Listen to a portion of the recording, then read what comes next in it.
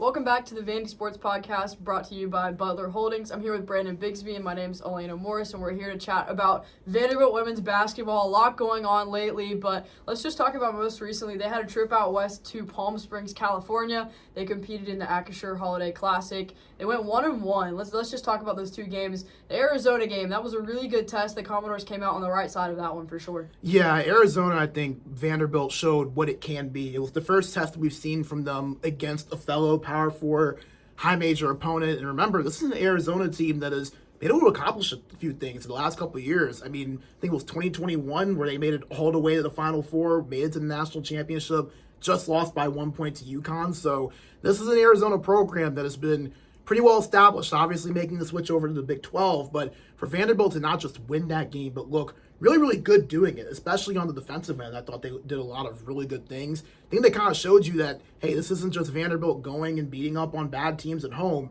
They are a genuinely good threat within the Power 4, and I think that was kind of what you felt like, hey, maybe this is a team that could be ranked in the top 25, especially not just, again, who they beat, but how they did it as well. Yeah, I think one thing, too, that kind of stuck out to me in that game is they were able to win against a team that has a big center in Cunningham, standing at 6'4", and just has a bigger frame, protects the paint really well for the Wildcats, and she scored in double figures. But despite that, Vanderbilt was still able to get it done. So I think that that's been a question or concern, is if they can win against teams who have size, and they were able to do it against Arizona. Yeah, and then Camille Pierre having a great game as well. I believe another double-double for her in that contest, if I'm correct. And just seeing Vanderbilt go in, because, again, that was really the big question, I feel like, going into Palm Springs is like, okay, we've seen Vanderbilt be able to control games. I think we saw what they can be against South Florida, a team that, a good team, but also still kind of on the higher end of mid-majors. What can they do against these Power 4 teams? Because we hadn't really seen them in that element yet, especially at a neutral site after a long road trip. They looked really good in that game. And I think that even though it may have not even been their best performance, as Shea Ralph would have said, still a really impressive game against a quality opponent. And not only that, but a really good resume booster as well. Yeah, and the next game they played Michigan State in the championship of that tournament. Not the right side or the outcome that Vanderbilt might have wanted, but that game was definitely interesting for sure. It seemed like maybe at the end they kind of just ran out of gas a little bit. Didn't have a whole lot left in the tank. And, I mean, yesterday Shea Ralph touched on it a little bit. They lost that game. That was on them, and she gave credit to Michigan State. They're a very good team who now cracked the top 25. So another tournament team. That was a quad 1 game, so it's not really going to hurt you in the long run. But it seems like Vanderbilt, they were definitely in that one till the very end, but Michigan State, they just had that one final punch. Yeah, I felt like when Vanderbilt took that 55-54 lead with about 6 minutes to go, things kind of just slowly started to unravel. From that point on, you felt like that was a game where up until that point, it was kind of a game of back and forth runs. Vanderbilt would get on a run where it was 8-2, the Michigan State would get on a run. It kind of just felt like, okay, who is going to run out of gas first? And it kind of just turned out to be Vanderbilt. They had a lot of self-inflicted errors. There was a lot of turnovers at the last few minutes of that game. You heard Shea Ralph kind of mention that she thought that a lot of the things that went wrong in the Michigan State game weren't even necessarily X's and O's and strategy, but just more or less things that they can control, effort-based things and things of that nature. I feel like even though that's not the result that Vanderbilt would have wanted, it could be good for them at the same time. Obviously, I think that we both agree if Vanderbilt wins that game, they're probably ranked in the top 25 right now. Right now, they're just on the outside looking in. But Michigan State, a very good team. That was a game that we both said that was going to be a tough one for them to win. And they competed well. I think that if they play even close to where we've seen them play over the month of November, that game goes a little bit differently. That was the worst I think we've seen of Vanderbilt, regardless of games so far this season. And they were still in it and lost only by 8. So I think you can take some positives from it despite the loss.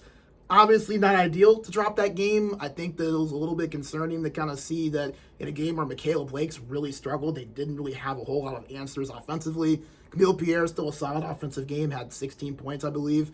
But outside of her, a little bit of a struggle where Blake's and Moore both didn't really have their best offensive performances. So that's the one thing that concerns me a little bit. When Michaela Blake's is not on, who's kind of there to help with some of that scoring output, but still could have been a lot worse, and I don't think it's anything that sets this team too far back.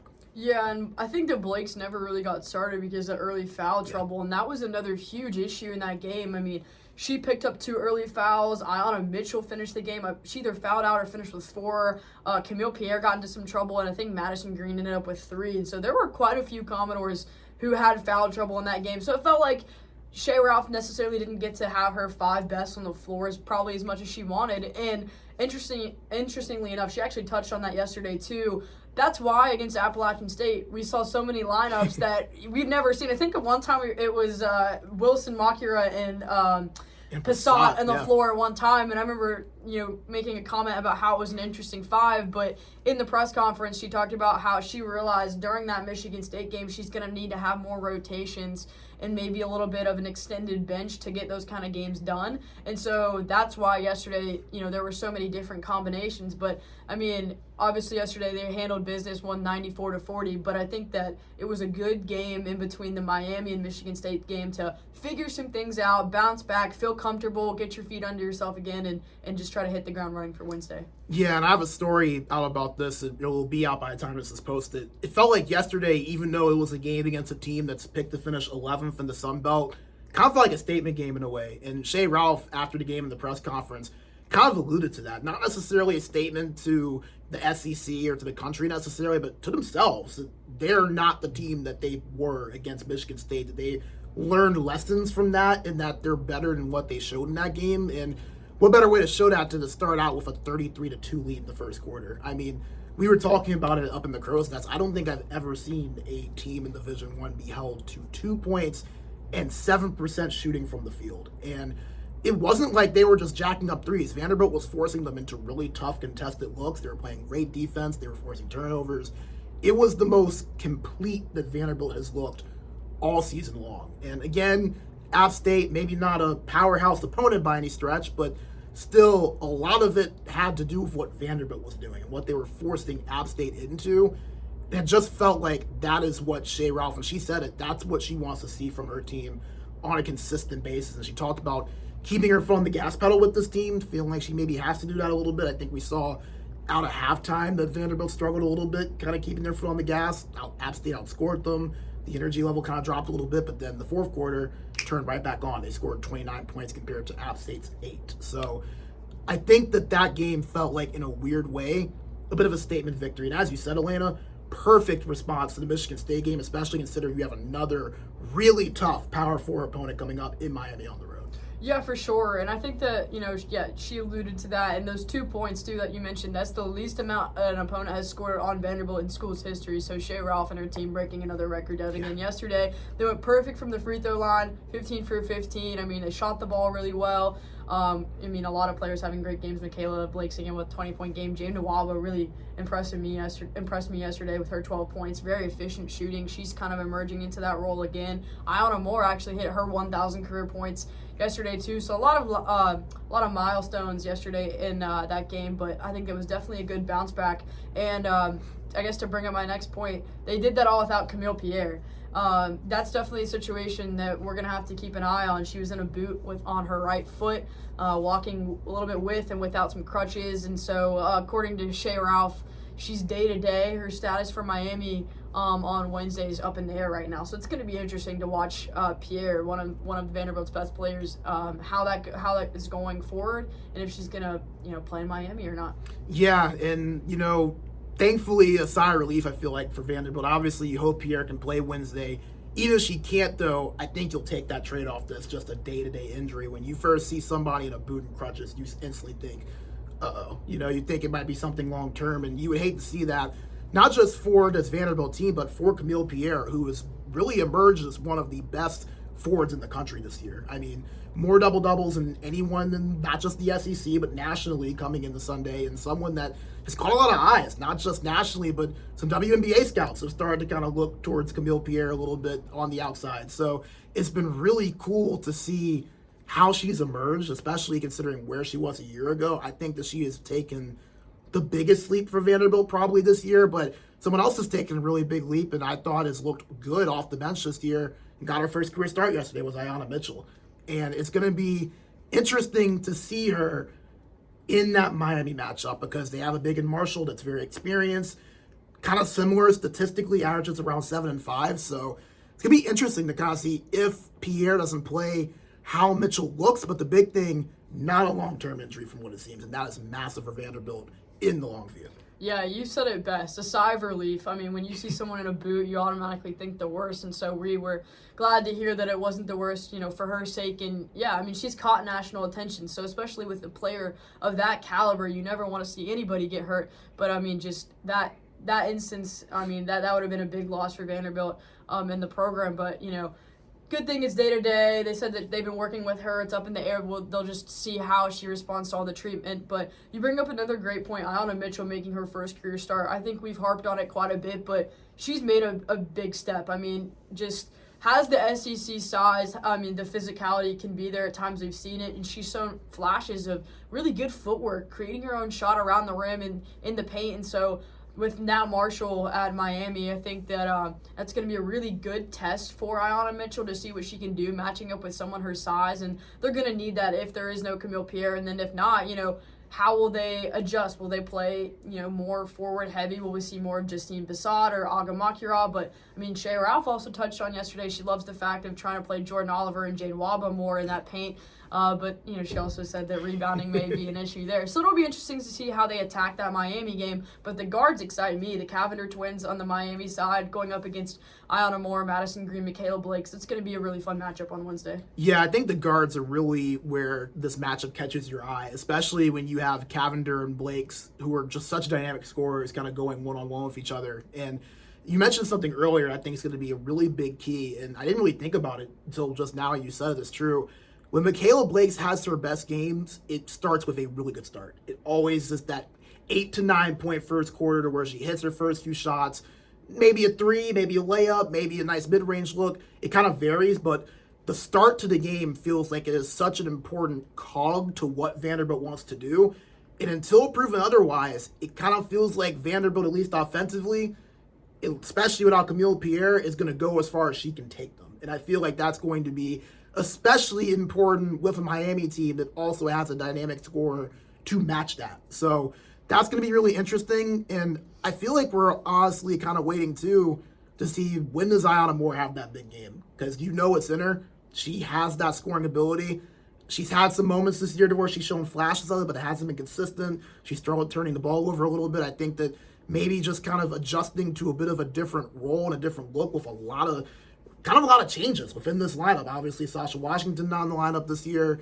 You have Michaela Blakes, who is a very good scorer, kind of taking more on-ball responsibility. Camille Pierre taking a lot more on-ball responsibility. It's kind of altered the role, I think, for Ayanna Moore than what she had been used to, but still a really talented player and someone that I think we have to lean on in this Miami game because that Michaela Blakes is going to command a lot of attention, especially if Camille Pierre is not able to suit up. Yeah, that's a great point. Ayanna Moore, she started a little bit slow in the non-conference play last year, and by the time they got to SEC play, I believe it was their third game against Kentucky, she went off for 37, 38 points, somewhere around that range, high 30s, and so I think that's a good point.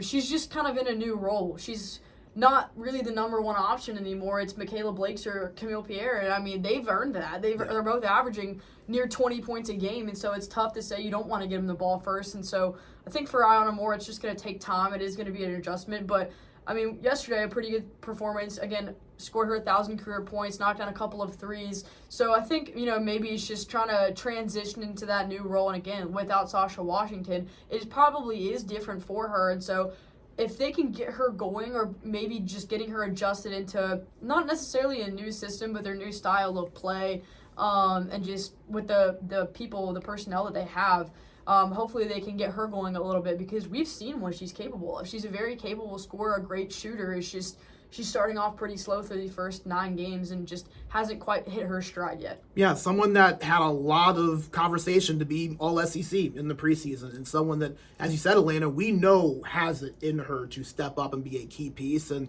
I think if anyone would tell you, it's Shea Ralph. They're going to need Ayanna Moore throughout the season, especially when we get to SEC play. She is a talented player. She can score, and I think you look at that Michigan State game as a really good example. Obviously, Camille Pierre had a solid game, 16 points, but outside of her, I don't think they had anyone else that hit double figures in that game, if I can recall. I mean, Madison Green struggled to shoot a little bit. Michaela Blake didn't really get much of a rhythm going.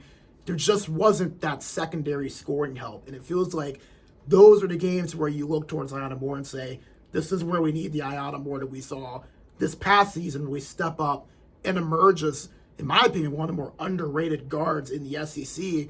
Really step up and do what you know she's capable of. And I think she'll get there. Again, an adjustment period, a lot of changes within not necessarily the roster, but just kind of the look of what this team is. We didn't have Camille Pierre going double-double night after night after night. Michaela Blake wasn't on the roster last year. So it's a similar team, but there's also a lot of change within what players are asked of, I think, and just where their roles are and where that kind of fits. I think Ayana Moore is one of the players that's probably been affected by that the most and is still trying to kind of learn and figure out what that fits in within her game. But I think she'll get there. I think yesterday was a great step. And like I said, I think the Miami game is a really big opportunity for her as well to kind of get that going. I think she can really make an impact in that game, and it's going to be interesting to see how she can help out, especially, again, if Pierre's not able to play in that one. Yeah, great opportunity for sure, and definitely a different look. When you think of, I guess, the big three, I guess you could say last year, it was her, Jordan Cambridge, and Sasha Washington. And Jordan Cambridge has graduated, and this brings me to my next point. Sasha Washington going to miss the 2024-25 season. She announced recently, actually right before they went to California. She's got a blood clot in her right leg, a very, unfortunate circumstance, and that's something we also talked about yesterday with Shea Ralph is just, how Sasha is doing. And I'm sure that's been very difficult for her.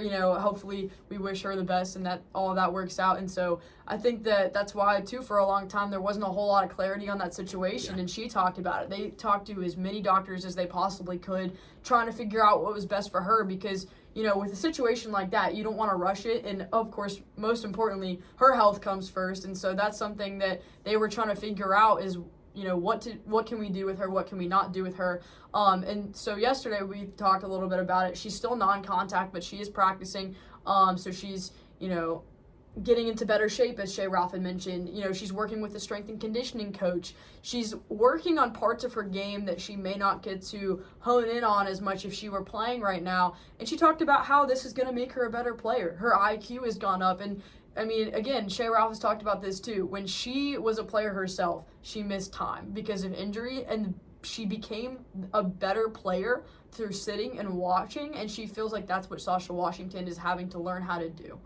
Yeah, and first and foremost, prayers out to Sasha Washington because obviously something like that tough to go through, and her health is the most important thing. Basketball becomes absolutely secondary in that sense, so our thoughts to her as she goes through that process. But like you mentioned, Elena, I think that was what I really took away most from what Shea Ralph said was that Sasha, even though she is not playing actively, is becoming a better player, just watching. And you don't think about that. You instantly think like, oh, to get better, you have to play and you have to practice. And there is truth to that, but a lot of the little parts of the game, you kind of learn by just sitting and watching. That's why you see a lot of players at redshirt come in and make an impact a lot of times because they sat, they watched, they learned. And for someone like Sasha Washington that, again, was considered one of the best forwards in the country, arguably coming into the year, that can be tough when your season is just derailed all of a sudden in the snap of a finger. But to hear that she's taking advantage of the opportunity, she also mentioned, Shea Ralph did, she's really growing into that leadership role as well, not being out there. She's still very present within this team. I mean, you look before the game, she's out there before shoot-around. She's an active part of the huddle. Sasha Washington is still very involved in what Vanderbilt's doing, even if that's not on the floor. So not a blessing in disguise by any means, but I think that, and Shea Ralph said this, it's still an opportunity for Sasha Washington to become a better basketball player, even though she's not going to be on the floor, still be at Vanderbilt next year, still will be a part of what this program is doing this year, and it could genuinely help her develop in maybe not being out there, but just, as you mentioned, the leadership, the IQ, things of that nature. And Shea Ralph said this as well.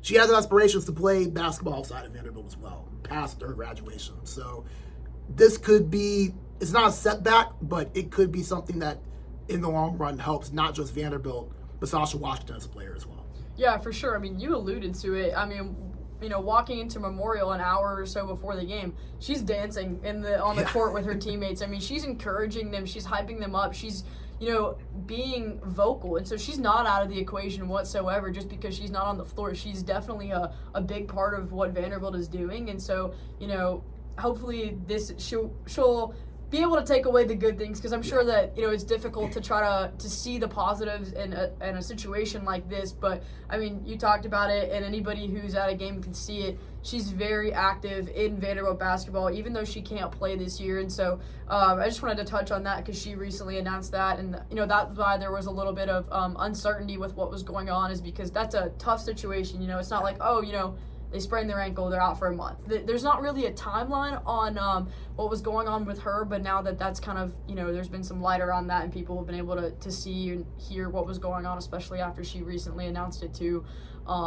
Now, Vanderbilt knows going forward, this is what we have, and they can start, maybe planning better, or not, better, but having a better understanding that she isn't going to come back for this season. I think that, before that, they were hoping, but now they have more clarity, I guess is what I'm trying to say, with what they have as far as her this year. Yeah, and I think that you kind of heard Shea Ralph allude to that a little bit during the press conference, to where she said, we want to make sure we explored every option, got as many opinions as possible, and it's a good thing to go to a school like Vanderbilt, to where there is so much medical investment over there. So not sure if there was a better place Sasha Washington could have been, but obviously, I think, as you said, there was a hope that maybe she could play. Maybe it'll take some time. It might not be a non-conference, but hey, maybe in January or February, things can work out to where she could play. And Shea Ralph, I believe, mentioned this too.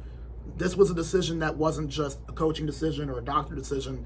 This was a decision that Sasha Washington and her family also had a lot to do in, and they felt like that was the best avenue to take. And as we said, obviously, you hate to not have her on the floor, not just for the team, but for her. But the most important thing is the health of the person. And for Sasha Washington, it's unfortunate for her to miss the season, but to ensure that her health is the number one priority, if that's a decision that needs to be made, then that's the right decision. And she's going to, I think, become a better player, even despite her not being on the floor. And I think you're already seeing her take steps in that. And it's very noticeable, again, because like you said, the leadership aspects, the IQ aspects. Shea Ralph, who's around her every day, has said very vocally that she has noticed a big jump in those areas. Yeah, most definitely, and just wanted to touch on that situation now that, we have a better understanding of what's going on there, and it's unfortunate for her, but again, your health is the most important priority. Another thing, too, after, maybe more team-based, individual-based, big picture-wise, the net rankings dropped today, the AP poll dropped today, so I want to touch on that a little bit. The net rankings, Vanderbilt up there at number 7, Brandon. Very high up in the net rankings. They're 0-1 against Quad 1 teams, that one being Michigan State. Quad 2, they're 3-0. They beat Butler, they beat Arizona, and they beat, actually, USF was considered that other Quad 2 win. So, again, don't discredit that as a game early on in the season. I tried to push a little bit of emphasis on it, but especially now with the quads coming out and the net coming out, USF was a very good win. And then, of course, they are undefeated in the rest of those Quad 3 and 4 wins. But number 7 in the country right now for Vanderbilt in the net rankings. They're behind 2 SEC schools in South Carolina and Texas. They're 1 spot above LSU. So right now the net is favoring Vanderbilt. Yeah, and I mean, how impressive is that? Especially just considering where this team was considered a year ago, and even where they were considered a few months ago. I mean, they were picked to finish 10th in the conference, and here they are, even higher than that in the net nationally. So I think that, as you mentioned, that USF win has done a lot for Vanderbilt. And I feel like that's maybe a game that some people kind of glossed over just because you don't really instantly think of USF as a really big matchup, being a team in the American. But USF, that was a game on the road against a team that has been a 20-plus win team a lot of years recently. A team that, if not for UConn being in the American before they went to the Big East, very well could have made multiple tournaments. So did make a few tournaments as well. So that was a good win. You hate, obviously, to drop the Quad 1 opportunity with Michigan State. But again, close game, tough matchup. I think that was probably the worst we've seen of Vanderbilt this season. And Michigan State, especially in that fourth quarter, took advantage of that. And they're going to have another opportunity against Miami. I think that would be a Quad 1. I'd have to double check that, at least Quad 2. So still another opportunity for Vanderbilt to really boost up their resume. And the reason I think that's a big game is that that's their last opportunity to really do that in the non-conference. So going to be interesting to watch that. Yeah, everything else is going to be a Quad 3 or 4 when it comes to those matchups later on. Evansville, West Georgia, some other teams around that caliber. So Miami is definitely their last good opportunity to boost their resume. But again, USF, Jose Fernandez, he's been there for 25 years. He's done really good things with that program. I mean, they went to Louisville, who's ranked nationally a couple weeks ago, and I mean, they only lost to Louisville, in Louisville by 4 points. So, I mean, they played these kind of teams very tough. And so Vanderbilt had a 20-point lead in the fourth quarter. Just a little run by the end, or at the end by USF made it look a little bit closer. But that is a game that I think in hindsight at the end of the year, people will understand that it has a lot bigger meaning than they do right now. Yeah, and then how about Butler, too? We haven't talked about that one. That being quad 2, I think, is massive for Vanderbilt, just not because they won, but how dominantly they did it. Michaela Blakes with her best game of the year, dropping 30, really controlled that game pretty much from start to finish against a quad 2 team. That's also a really impressive win. Remember, Butler, a Big East school, so not a bad team. They get solid recruits. That, I think, is another one that kind of, I think, flew a little bit under the radar, and it's big for Vanderbilt not just to have won that game, but to also have won it in the fashion that they did as well. Yeah, most definitely. I think it's interesting, too, bringing up the AP poll next. They received 8 votes today. They just outside looking in. I think that, it's kind of interesting to compare the two polls because the AP is a lot more of an eye test. I mean, it's all different. It's all voting based on other people. They look at, obviously, results, but how a team looks, things like that. And I think that Vanderbilt would have snuck their way in at maybe 24, 25, 23, maybe just kind of in that bottom range if they would have beaten Michigan State. But because they didn't, the AP voters kept them out. Still received votes, but I think there is some, merit to it that they were ranked so highly in the net just because I know it's all computer-based, but looking at it, they're having success. I mean, it takes into account your strength of schedule, where the games are being played, things like that. And so just, that they're ranked that highly, it just says that, they are capable. And again, last year they were playing those teams. Last year they had Western Kentucky, Louisiana Tech, and those games weren't necessarily blowouts like they are this year. And so I think that, it's not that they're blowing these teams out that they are, this year in the non-conference. It's just how they're doing it. I mean, compared to last year, there's just such a big jump, and that's why they're so high up in the net. Yeah, and, you compare the net with the AP. I think that probably Vanderbilt doesn't deserve to be in the top 25. Not yet, at least, and don't come from my head, Vanderbilt fans. Obviously, 7-1, now 8-1. Extremely impressive, but the Michigan State game, I think that was probably the big one they needed to win if they wanted to get inside the top 25, and I don't think anything tells you that better than Michigan State this week entering the top 25. So if Vanderbilt wins that game, I think they're in. Probably still need to prove a little bit more that they can reach into that top 25 level. I think that them being just on the outside looking in is appropriate, but you mentioned the net. How they're winning, who they're playing. Them being 7th, I think, says a massive testament, not just to what Vanderbilt is doing, but something that's an underrated part of coaching is putting the schedule together. Give Shea Ralph and her staff a ton of credit for the schedule they've put together. Balanced with bye games, quote unquote, but also some challenging majors in there, some good Power 4 opponents.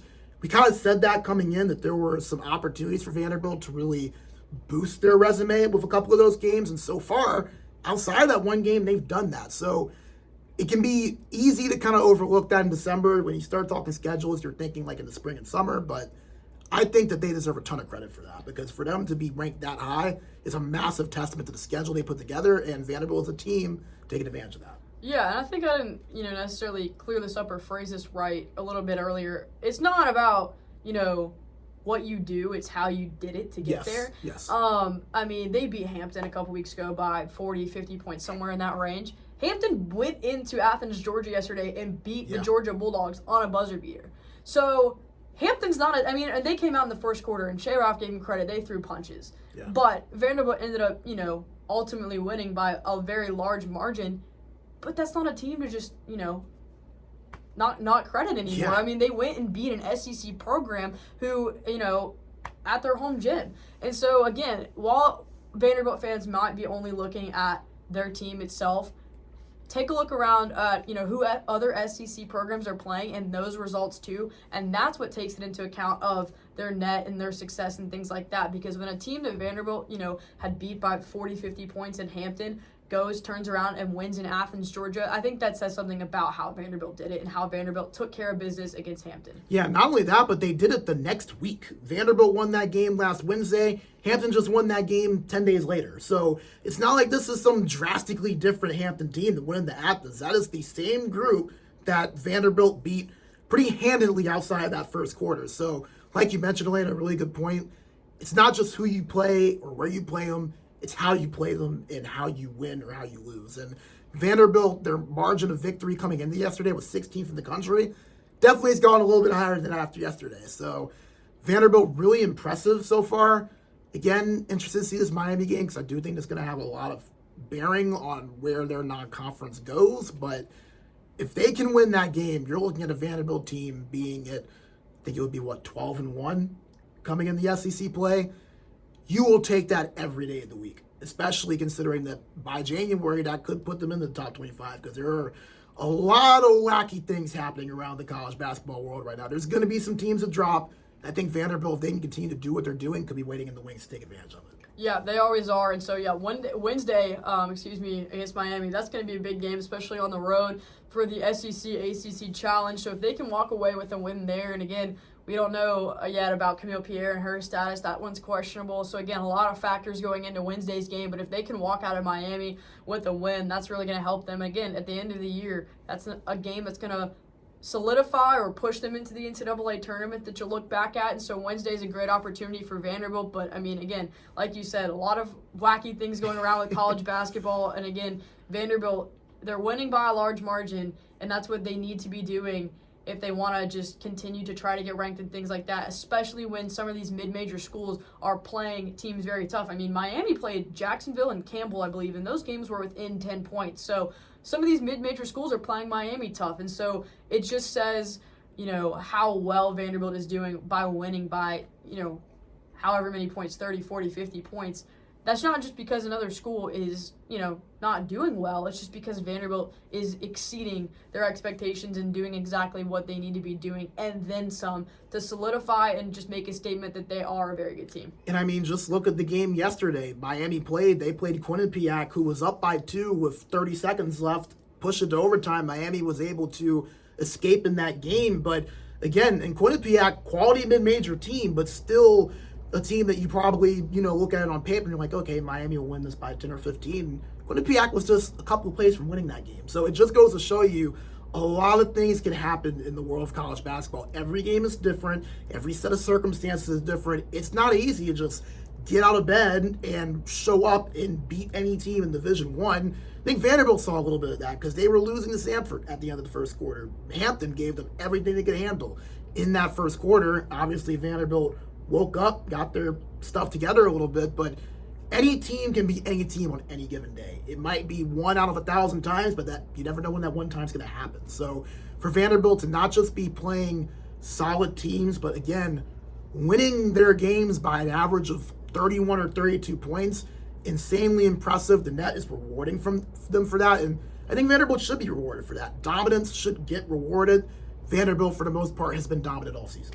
Yeah, again, they're not just winning, they're winning by a lot, and that really does pay off because we can see anybody can beat anybody in college basketball. That's the beauty of it, and that's why it makes it so much fun to watch. But, we'll make sure to have coverage for you all on Wednesday. Big game, SEC ACC Challenge as the Commodores take on the Miami Hurricanes. But for Brandon Bigsby, myself, we appreciate you all for listening. I'm Elena Morris, and we'll talk to you guys soon about some more Vanderbilt women's basketball.